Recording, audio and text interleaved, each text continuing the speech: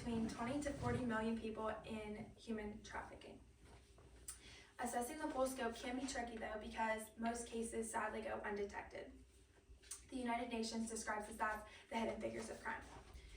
Human trafficking is an international issue that is rising and needs to be addressed immediately. It is going on as we speak right now. I have done research through credible sources, academic journals, magazines, and books. We're going to be discussing a dark topic. We are going to shed some light on it through stats, facts, and stories in hopes we can address it. Let's take a look at the cruelty this world possesses. What is human trafficking first?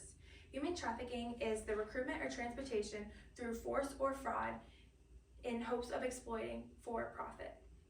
And that definition was from the United Nations Drugs and Crime Office. But let's sum that up in 3 words: modern day slavery. Let's look at it from a statistical standpoint. In the article, 10 Facts About Human Trafficking by Paula Cornell, she used data from 3 sources because it is so hard to estimate these accurately because it goes so undetected.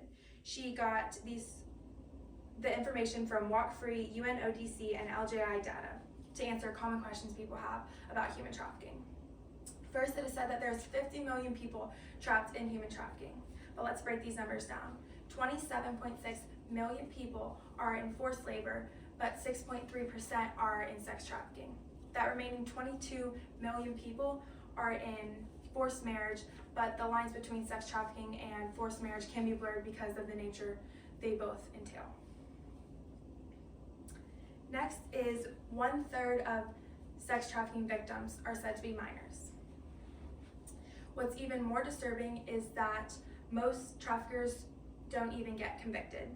It was said in 2020 that victims that came forward, there was 109,000 victims, but then globally, traffickers that were convicted, there was only 5,000 of them. From LJI data, over 5 years, only 12% of potential victims came forward to law enforcement. These numbers are eye-opening and sadly do not seem to be lowering.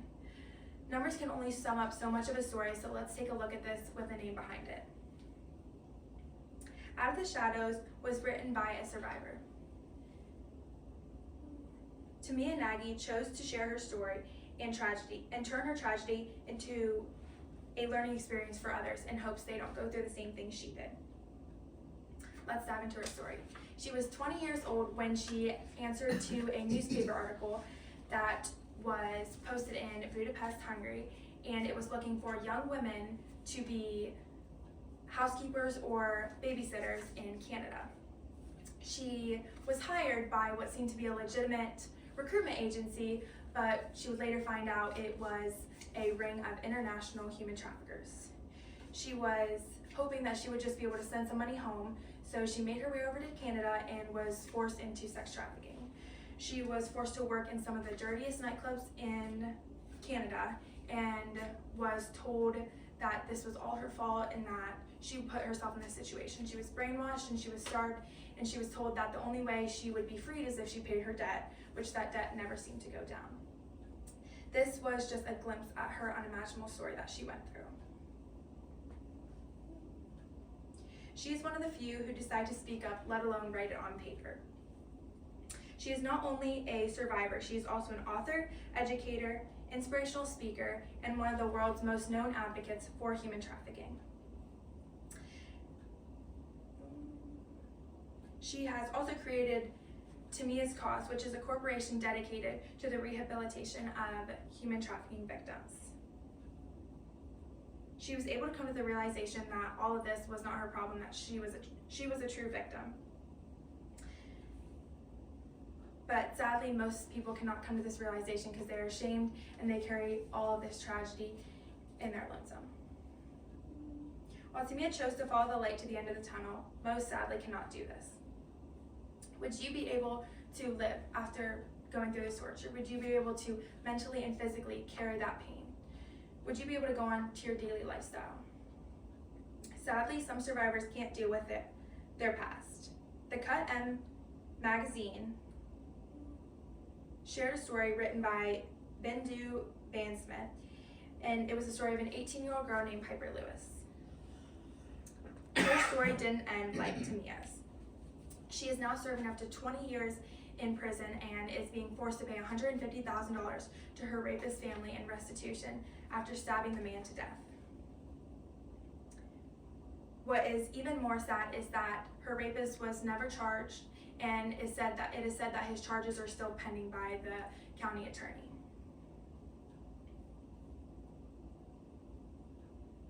This is a prime example of why it is the most underreported crime. Why would you report your crime if your convictor is not, or your rapist is not even going to get convicted of a crime, and yet you are? Because you were not able to deal with the past.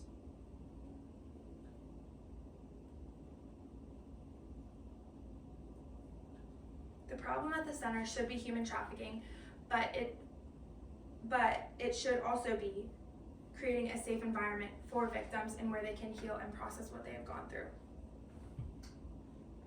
Let's take a look at how we can do this. While a perfect world will not be achieved, we can create a safer environment for victims. I'm a 19-year-old girl. I'm not going to be able to create laws. I'm not going to be able to protect these victims, but I can speak up. I can create awareness in hopes that these targets and victims will be able to not go through human trafficking.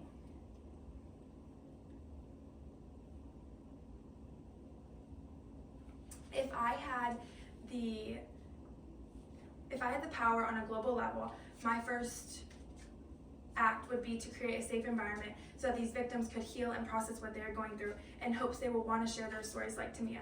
Because if we share these stories, then more traffickers will be behind bars, and that's going to lower statistics.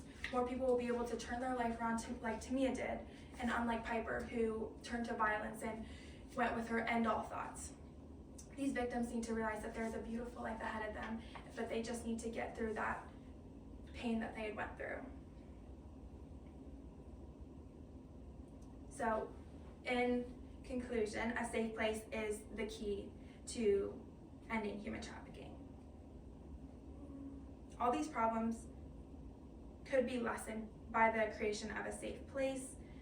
Human trafficking is an international, global problem, like I stated, and it needs to be addressed immediately. We have shown light on this through stats, facts, and stories. I hope that listening to me, you have understood the urgency of this problem, and that not only human trafficking is the problem, so is the creation of aftercare for victims.